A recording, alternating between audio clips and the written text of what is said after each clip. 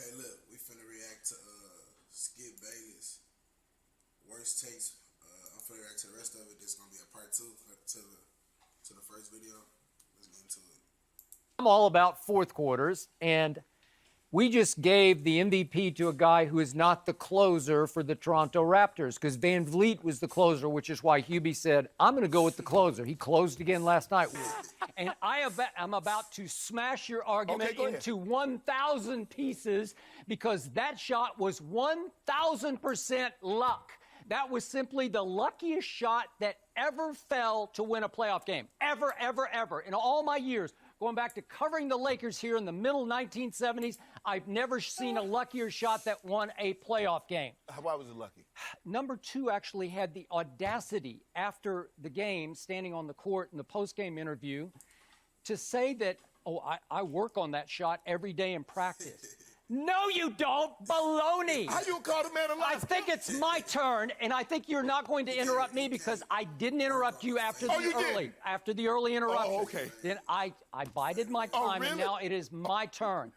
There is no way he practices a shot to do that, because I could give him 100,000 shots, and he could not, again, make a shot do that because it's almost physically impossible. How'd you like the end of Game 6 of the NBA Finals, the last minute? Remember that game? Well, I loved the end of it. I actually was on the edge of my seat. Did I expect that to happen? No, I didn't, Skip. But you know what it's called? Wait, was it LeBron who had those 2 late turnovers and then missed the tying 3? Oh, my Lord. And somehow the ball bounced No, the body. let's go there. And it went to Ray Allen? Oh, Ray Allen made the 3 that saved LeBron's career. You know what? Oh, wait a minute. You know why? Because you have no comeback. I said you have to. I'll let you off the hook here. Wait a minute. You got no comeback. Wait a minute. I said you have to be able to play and be box office. You can't be box office but can't play. Don't you dare. Are you trying to tell me in that same, you're going to sit here, you're going to sit, I swear to God, I'm standing up for this. I'm standing up for this. Talk about Hollywood. Are you going to tell me that Tim Tebow deserves to be mentioned in the same battle than Kobe Bryant? He's a bigger draw. I'm standing up for this. I'm standing up for this. Talk about Are you going to tell me? Are you going to tell me that Tim Tebow deserves to be mentioned in the same battle than Kobe Bryant? He's a bigger draw than Skip Bayless. You said Tim Tebow was a what? Are you Tim Tebow deserves to be mentioned in the same battle. Tim Tebow a bigger draw than Kobe Bryant? Nigga. Well, that didn't age well. That definitely didn't age well. But nigga, are you serious? Than Kobe Bryant? He's a bigger draw than Kobe He's a bigger. Yeah. Go to break. I got him. I almost want to walk off this set right now. I can't believe this man just said this out of his mouth. You're telling me that Tim Marcellus Wiley in the house?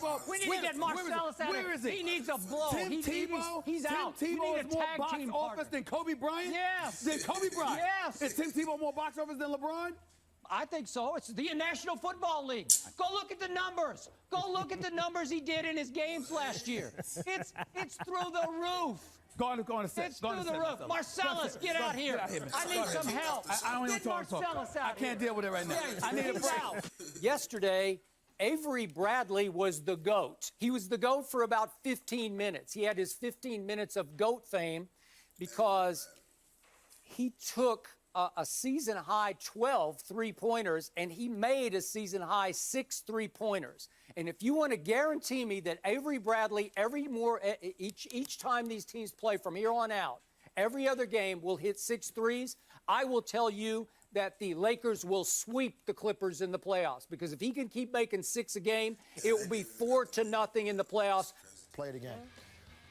Look who he's guarding, Skip. He's matched up with Kawhi Leonard. He helped off of Leonard to stop the penetration. Okay, but he goes out and runs into Ginobili. He stopped. That's a help and recover play. Okay. He stopped him, but his man is Kawhi Leonard. Okay, I'm with you on that. Okay, so but they run together. He runs into Ginobili. But he's just but don't give me this Ginobili's going like this. Ginobili's protecting himself too. They run together. He prevented him from making any play on the shooter. He's not trying to make a play on the shooter. He's making a play. He's stopping Ginobili from going to the hole. No, the play is he's ultimately guarding. He has left his man. He is guarding. He's stopping the drive. I participated in this kind of defense for 10 years in the NBA. That I've watched it for 30 years. Help and recover. He wasn't guarding Ginobili. He's stopping Ginobili. He was helping to, yes, so he picks up the penetration. And guess what the next part of it is? Okay. When he passes it, you recover to the shooter. There's no pick play. Ginobili's not trying to pick him. They Stephen A. run into each other. They run into Ginobili puts his arms up to stop himself. The very next step is going to be to step and extend on the shooter. He's got a lane to go to Kawhi if he wants to go. And he flopped. You know why he couldn't go to Kawhi? He flopped. He flopped away, and I'll say this. It's karmic justice, if you want to call it. Can we respectfully disagree and move on to the Heat? No. Not on that one. Why? This is good. That's a clear-cut one to me. No, I know. He just six-year-old that. Okay, I know that. Okay, the point That's what is he did. they run face to face together, Ginobili, and he flopped. You really think Ginobili didn't? You're telling me right now, with your eye, your lion eyes, that My lion eyes, my correct eyes, my 20/20 eyes. Is that what you're talking about? You're telling me right now that Manu Ginobili did not pass the ball and continue with his momentum in the direction He had no that choice. would prevent him from getting to the corner. Harden got in his way. They ran face to face together. Ginobili is protecting himself, Stephen and A. Harden flopped. I don't know how you do Don't it. ask for help. I don't know how he does it. Now, all that said, what Dwayne said about defining moment is sad but true. And I'll tell you why it's sad. Why is it sad? It took LeBron 13 NBA seasons to have his defining moment. It took a finals that looked like LeBron was going to lose to fall to 2-5 in NBA finals. And by the way, he wouldn't have even been 2-5 if not for the great Ray Allen, who saved his legacy with the greatest clutch shot I ever saw. It was a finals-saving clutch shot. Am I right about that, Joy Taylor? Saved the day. No, you're Took not, LeBron Joy. off the hook. LeBron would have gone down not as the GOAT, as in greatest of all time, but just the GOAT of that game. It's the greatest clutch shot in NBA history. Oh, come on. There's nothing like it. And it saved LeBron's legacy because if Ray doesn't hit that shot, we could have been talking about right now LeBron falling to 1-6 in the finals, and that wouldn't be a very defining moment to me. Agree that LeBron is the best number What kind one of question is that? overall draft pick in NBA history. You do? What happened?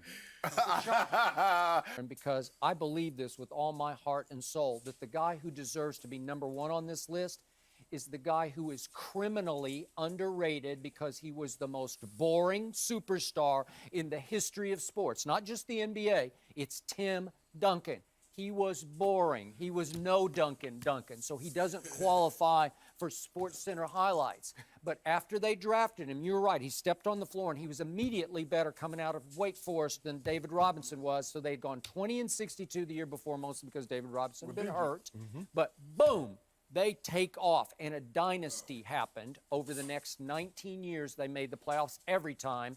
And what I loved about Tim Duncan was he stayed home the whole time. He didn't take his talents to South Beach and then back to Akron and blah, blah, blah. He stayed where he started and finished, and he was the leader of that franchise. And of the big three, he was by far the biggest of the big three. He was the superstar of that group, beyond Ginobili, beyond Tony Parker. And if you boil this down back to the greatest clutch shot that was ever made by Ray Allen, if you take that away, Tim Duncan would have been 6-0 in the NBA Finals. That is Jordan-esque. I got to 6-0. I will never forget what number 2 did to me and my San Antonio Spurs. He quit on my Spurs 2 years ago and quit his way right out of San Antonio. He got exiled. But you know what?